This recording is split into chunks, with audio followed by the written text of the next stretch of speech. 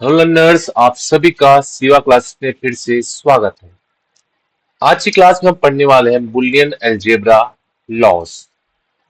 तो Boolean algebra जैसे कि आपको पता होगा, अगर थोड़ा बहुत अगर आपको आइडिया है, जिसका यूज हम डिजिटल सर्किट और लॉजिक गेट्स को डिजाइन करने में करते हैं। जब बुलियन अलजेब्रा की बात करते हैं तो एक मैथमेटिकल लॉजिक है जहां पे केवल दो वैल्यू होती है, एक ट्रू और एक फॉल्स। ठीक है, तो डिजिटल सर्किट को एनालाइज और सिंप्लीफाई करने के लिए हम इसका यूज करते हैं, जहां पे केवल बाइनरी संख्या जीरो और वन का यूज होता है। वन जो ट्रू को रिप्रेजेंट करता है और जीरो जो है फॉल्स को। तो कंप्यूटर में आसान तथा जटिल ऑपरेशंस को हम या कॉम्प्लेक्स ऑपरेशन को हम बुलियन अलजेब्रा की हेल्प के थ्रू हम परफॉर्म कर सकते हैं। इसकी जो खोज है 1854 में जॉर्ज बुले ने की थी। तो इनका जो यूज है लॉजिक गेट्स की संख्या को कम करने के लिए किया जाता है। तो जितने भी आपके जब बुलियन एक्सप्रेशन मिलेंगे, तो आपको अगर आपको सिंप्लीफाई करना तो आप किसकी हेल्प से करेंगे? बुलियन लॉ की हेल्प से आप करने वाले हैं। तो चलिए पढ़ते हैं। जो आपके लिए इंपॉर्टेंट है वह है आपका बुलियन लॉ। तो कौन कौन से बुलियन लॉ है जिसको आपको याद रखना होगा? तो सबसे पहला है आपका कमिटेटिव लॉ।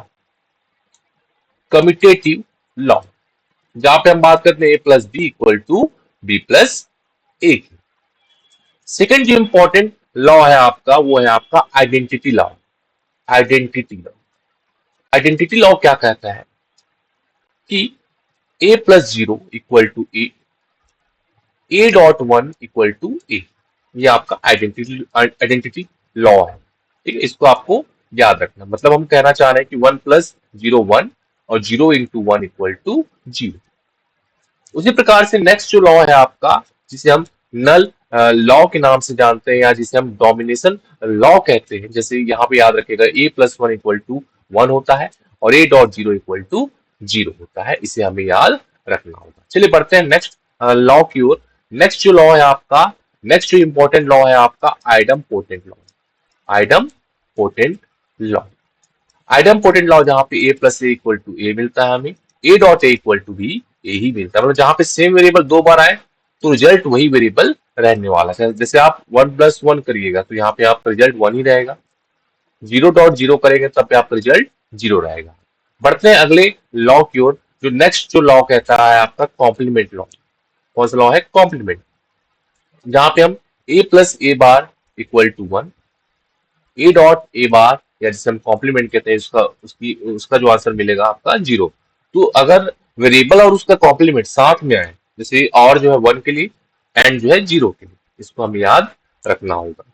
ठीक, चलिए बढ़ते हैं नेक्स्ट इंपॉर्टेंट लॉ के लिए, जो कि बहुत ही ज्यादा इंपॉर्टेंट है। और मेरे हिसाब से जो इंपॉर्टेंट लॉ है, जैसे सबसे पहला तो हमने कम्यूटेटिव पढ़ा। उसके बाद जो नेक्स्ट इंपॉर्टेंट लॉ जो है आपका एसोसिएटिव। एसोसिएटिव लॉ बहुत ही इंपॉर्टेंट है। तो इसके रूल में क्या कहता है? A plus B plus C equal to, हम इसको हम इस तरीके से भी लिख सकते हैं। उसी प्रकार से A dot B dot C equal to हम लिख सकते हैं A dot B dot C. हम इसको इस तरीके से जो है लिख सकते हैं। ठीक है, अब बढ़ते हैं अगले लॉ की ओर, जिसका नाम है डिस्ट्रीब्यूटिव लॉ। कौन सा लॉ है आपका? Distributive law. तो डिस्ट्रीब्यूटिव लॉ क्या कहता है?